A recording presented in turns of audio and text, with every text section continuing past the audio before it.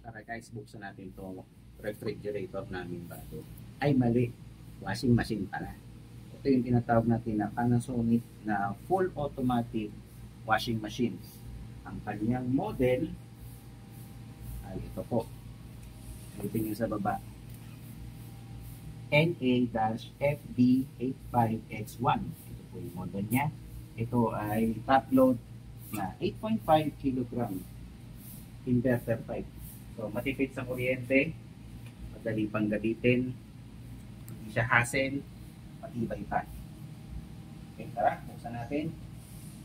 I-unbox natin.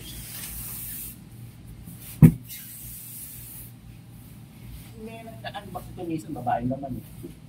Ito nga guys, yung mga nagpapas type pa, take off lang yun, baka maniwala kayo. Wala. Wala na. Yan natin yung mga cushions niya, mga style. Ang cash price nito guys, 22,000. Pero wala akong pang cash. Utang ito. Utang na naman. Kasi nasira yung ano namin, yung Samsung na wobble. Ito ito. Ito yung, alam ko binilag ko na to 2022 pa eh. 23. So matandaan.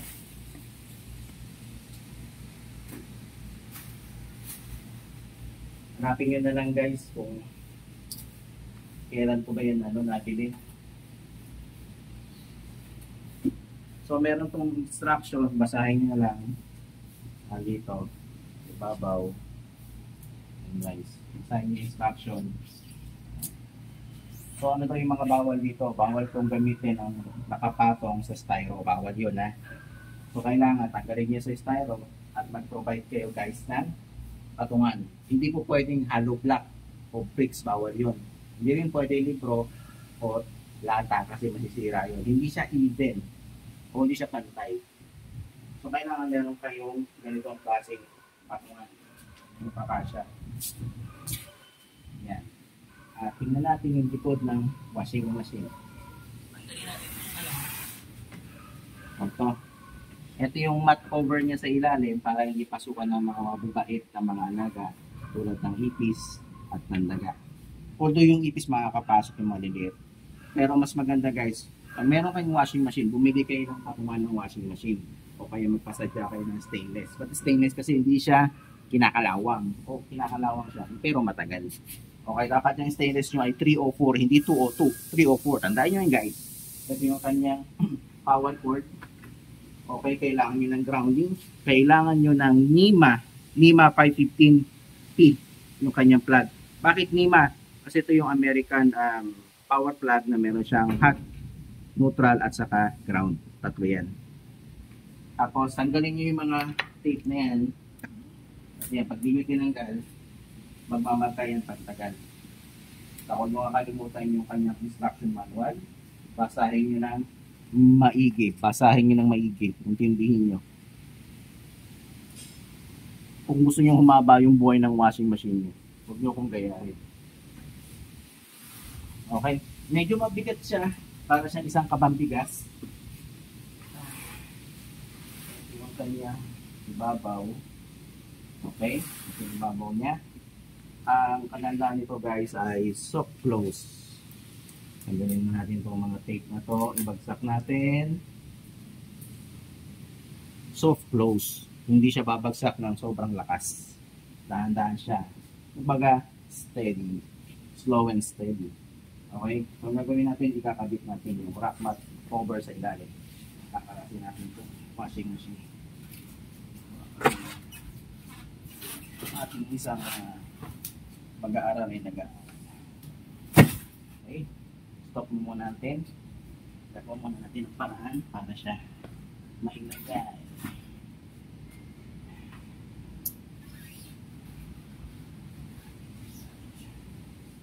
Hindi mo muna dito.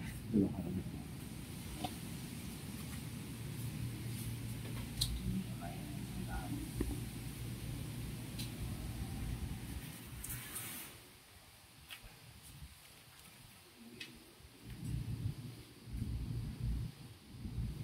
nasa likod.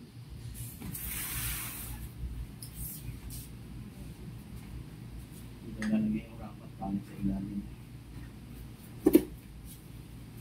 Ano yung rack mat?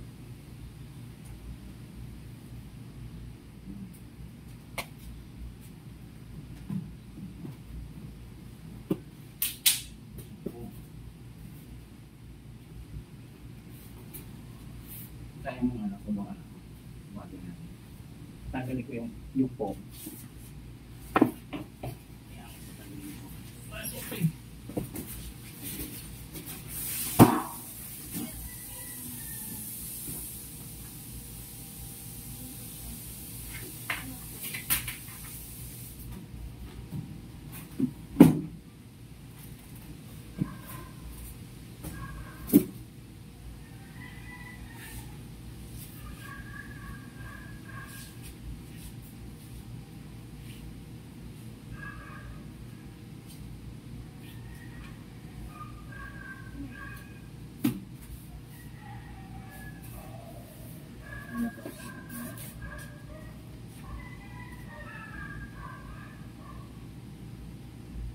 Hindi na siya kailangan. Para hindi siya mag-remote.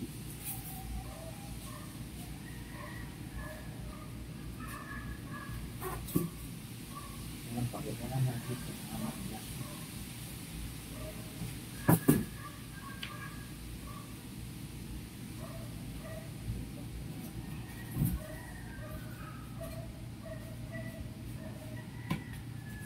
Ito yung tinatawag na rack mat. Ito siya. Meron siyang screw na ilalagay kayo para hindi siya makalas. Okay? Open yung pinto. Tapos ito yung kanyang styro. Kung dito ilalagay itong plastic na to. Unless kailangan nyo siyang i-travel, ilalagay nyo to. Pero dito na lang yan, tago na lang natin. So kailangan yan.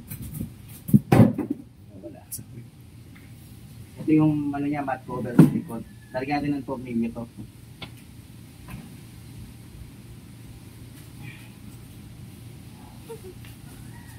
Ayun, bigat. So bigat to guys kasi tempered na siya ibabaw. Sa kalata mong mas malaki to.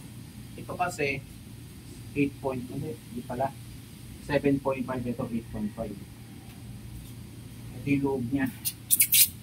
Meron siyang ano, parang laboratory. Ito yung manual. Tago nyo na lang guys pag meron kayong manual pati yung warranty. Kailangan yan. Okay. Nandito na, basahin nyo yung mga instruction niya. Ano gamitin. Saka po yung mga kailangan. Hindi pumagat sa packet. Okay. Ito yung nasa loob niya. Yan.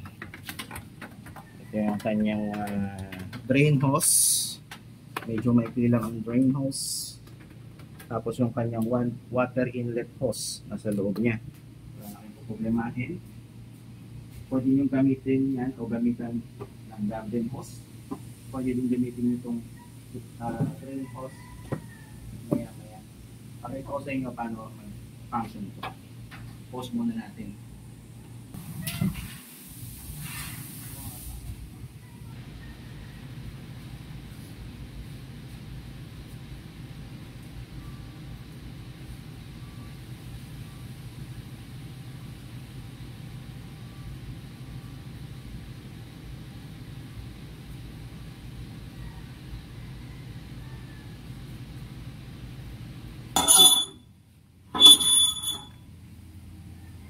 Guys, ito yung technical specs sa likod. Yung Panasonic na 230 60Hz, 415 watts. Yung kanyang capacity is 8.5. Yung model niya is NA-FB85X1 Panasonic Corporation, made in Vietnam. Ito yung kanyang serial number, etc. Nakakabit na yung water inlet valve niya o hose. Tapos kailangan nyo to guys ganito. Kung gagamitin ito sa garden, gagamit kayo ng garden hose, kailangan ng coupling na parehas na male. So isasalpak nyo lang to dito.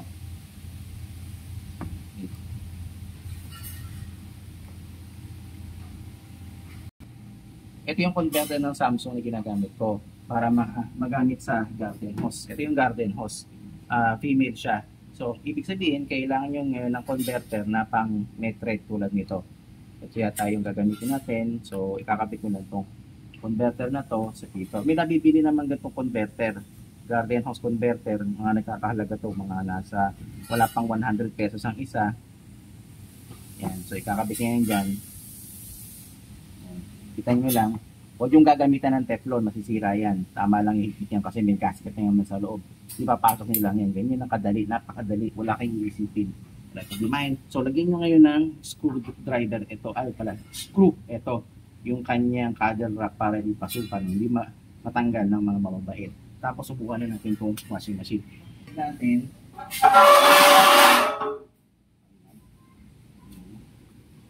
Nga pala, nakalimutan natin isa dito yung ating drain hose. So, ito yung drain hose. Ngayon problema, hindi siya mahaba. So, gamitin muna natin yung drain hose ng Samsung. Ito meron siyang hose. Yan. So, ito muna yung gamitin natin.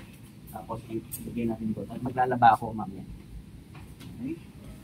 So, salpak natin dito sa pinaka drain hose outlet dito sa kasi kaya ito parang hindi siya kasya guys. So kailangan talaga yung Panasonic pad.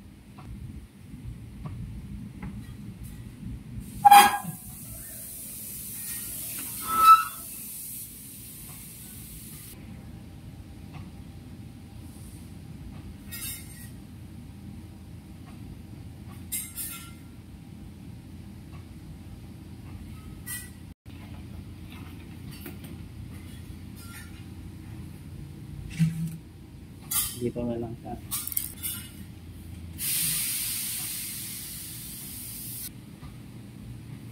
isa natin. So, okay na to. Okay na. So, naikabit na natin yung hose.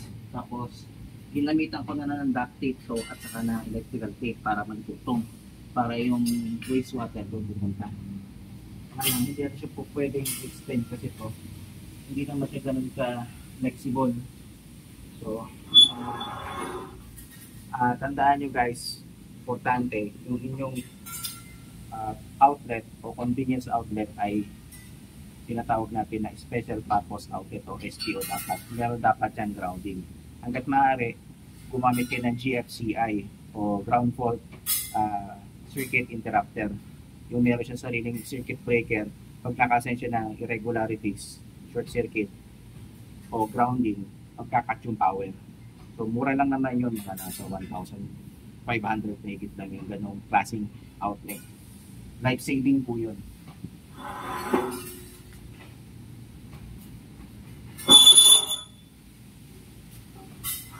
Washing machine. Power on natin. Hindi ko ito alam dyan yun. Ito yung power on. Iba yung tunog niya. Tapos, ano ba ito gagamitin? Normal, speedy. Ako nakukuha ng camera. Yung ating operator ang magde-demo kung paano gamitin. So ito daw yung timer, tapos ito yung wash start natin. So ito na. O Adler, kunin mo yung damit mo, laban na natin. Alright. Inutusan ko muna si Adler at magsisimula tayong maglaba. Medyo ang dami kasi nitong function buttons na hindi natin maintindihan. So ito ay push button guys, pero naka-flash siya sa kanyang pinaka panel. Ang kaganda nito, nasa taas yung panel. So kung meron kayong lalaban, hindi siya mababasa kasi hindi naman tatapon yung tubig kasi ang labas ng labahin na malinis ay papunta rito. So tapos pakunin na natin si Kuya Adler ng tinatawag natin na sabong panlaba o yung liquid detergent at saka popcorn. Pause muna natin. Liquid detergent dito sa gitna.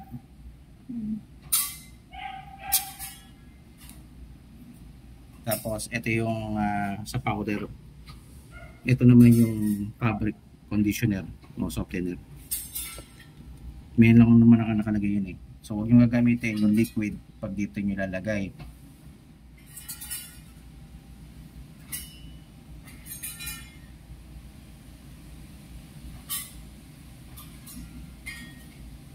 Nasa sa inyong jurisdiction kung gaano karaming Fabcon at liquid detergent. Isa lang na natin dito. Tandaan nyo, meron siyang bleach container dito. Yan, pwede kayong maglagay dyan ng bleach, yung Sunrox bleach, kung puro puti ang gagamitin nyo. Or yung Sunrox color na kulay purple para safe kayo kahit color at saka or white yung kanyang clothing o damit. Ano natin, i-fire up na natin to. Simulan na natin maglaba. Paano ba maglaba? Start natin. Wala pang water.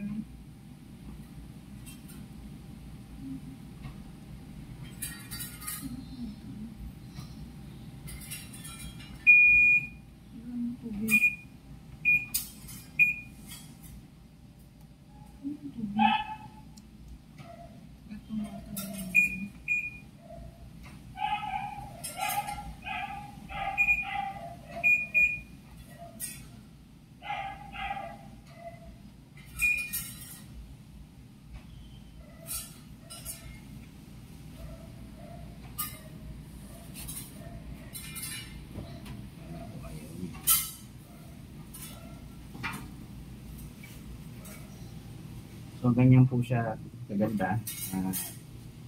Dapat nga pala guys, huwag niyong kakalimutan. Itong gitna na to, naka-level yan. So, dapat yan pantay. Nasa gitna yung pinaka-bilog o yung bula. Pag hindi, masisira agad yung washing machine nyo. So, sarado na natin. Soft close yan. At ang kaganda nito sa washing machine na to, ito ay may tinatawag na water bazooka.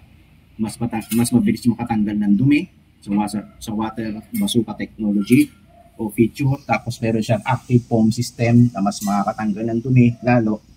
At syempre, kung hindi nyo naman kailangan ng active bazooka o hindi naman madumi yung damit nyo, meron siyang tinatawag na water save na features. At ang pinakamaganda dito, meron siyang stain master para mag-activate yung kanyang water bazooka at saka yung kanyang active foam system. Pinutin yung stain master.